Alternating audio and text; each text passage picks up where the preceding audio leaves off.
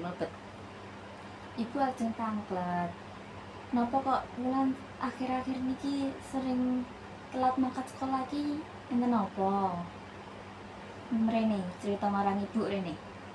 Nggih Bu Nana, kula nyuwun pangapunten sanget. Kula dangu boten tepang sekolah tepat wekdal amargi saben enjing kula kedah ngateri adik dhateng TK rumiyin. Oh, ngono ta. Lah wong tuamu nang endi? Ora iso ngeterke adik-adikmu mangkat sekolah. Kudu kowe sing ngeterke.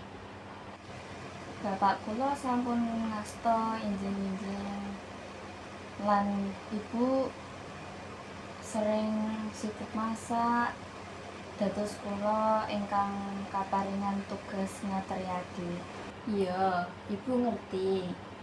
Niatmu apik, bantu keluarga. Tapi nek kowe terus-terusan telat, bisake pelajaranmu to. Pelajaranmu ketinggalan terus. Apa kowe rak nyoba ngomong karo ibumu soal iki? Nggih, sampun Bu Nana. Nanging ibu ngendika menawi sakniki namung kula ingkang saged ngrewangi. Kula ugi rumangsa bingung, Bu. Ya wis nek ngono. Engko tak ibu coba bantu ngomong karo ibumu ben engko ana solusine. Dadi kowe rak terus-terusan telat ben kowe tetep iso fokus sinau bareng ya.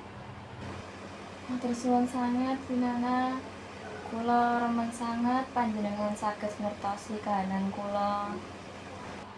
Ya wis Wulan, sing sabar ya, sing semangat ya. Wis jam pira iki kono balik kelas e? Engko nek ana apa-apa meneh cerita karo ibu ya. Nggih, Bu. Kula ngaturaken panuwun sanget. Nggih, kula pamit rumiyin nggih. Pareng, Bu.